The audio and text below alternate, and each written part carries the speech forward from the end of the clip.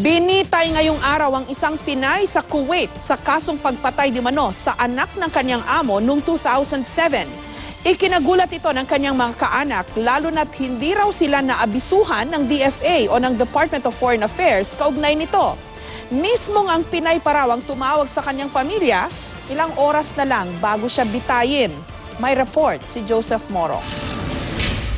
It is with deep sadness that we announce the execution today of Jakarta Pawa, a Filipino OFW in Kuwait.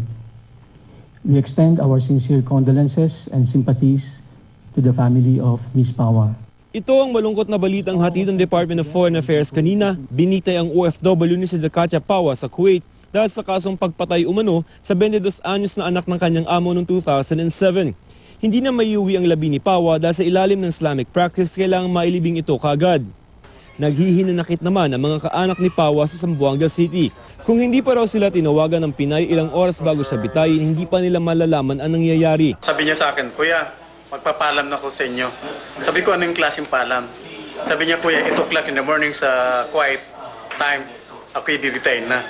So napaiyak na lang ako, nabigla ako ng pagtawag.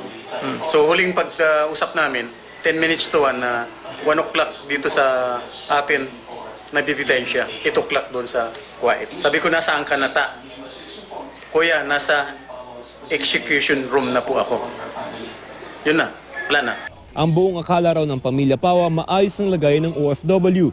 Lalo't maganda pa ang ibinalita ng abogado noong nakaraang taon. Kung halimbawa may execute na yung kapatid ko, dapat 2 to 3 to 4 days, dapat informan kami. Ang masakit lang sa amin na pamilya, na mismo na doon sa kapatid ko na siyang tumawag sa amin na bibitayin na siya ngayong araw na to. Sagot dito ng DFA, kahapon lamang sila tinawagan ng Kuwaiti government para sabihin na tuloy na ang pagbitay. Naunahan lamang daw sila ni Pawa sa pagtawag sa kanyang mga kaanak. OFW Pawa was given a cell phone by the prison authorities, so she was able to call her family. That happened simultaneously when the embassy was informed. Ang tanong kanina sa pagdinig ng Senado, sino ba ang dapat kumausap sa pamilya ng mga OFW na nasa death row? There's one case na kami pa po ang nagsabi sa pamilya na execute na yung anak.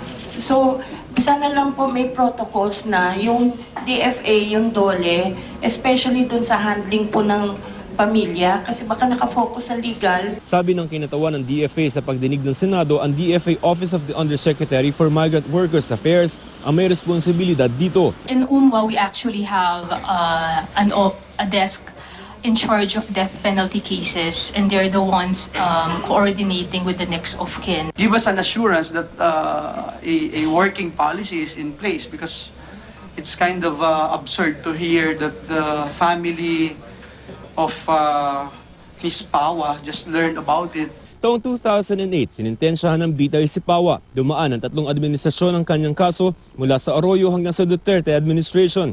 Pinayagan pa nga noon ni dating Pangulong Gloria Macapagal-Arroyo ang $25,000 na pondo para sa pag-apela sa kaso. Ang depensa noon ni Pawa, hindi siya ang pumatay sa biktima, kundi ang mismong nanay nito nang mahuli umano ang kanyang anak na nakikipagtalik.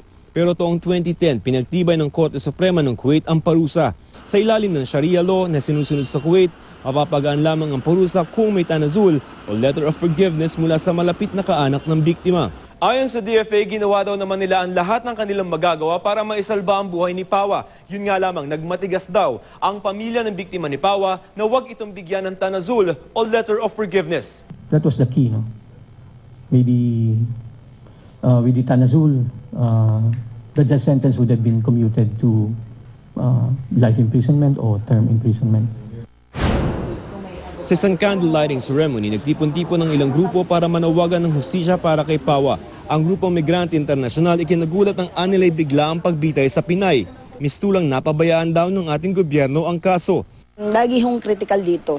Paulit-ulit na lang na nangyayari. Walang abogado si Jakatia. Noong sa unang bahagi pa lang na siya inakusahan. Walang assistance yung gobyerno o kung meron man hindi ito sumapat para mailigtas yung buhay niya. Sa isang pahayag, sinabi ng Malacanang na ginawa ng gobyerno ang lahat pero sadyang hindi na raw kaya pang pigilan ng pagbitay dahil sa batas ng Kuwait. Nagpatid sila ng pakikiramay sa mga naulilan ng Pinay. Patuloy raw ang pakikipag-ugnayan ng DFA sa pamilya ni Pawa at patuloy silang nagbibigay ng tulong. Dalawa ang anak na naiwan ni Pawa, ang 18 years old na si Hadisa at ang 17 years old na si Amin Casra. Wala na rin ang kanilang ama dahil namatay ito noong 2012. At that time, nandun siya sa kulungan.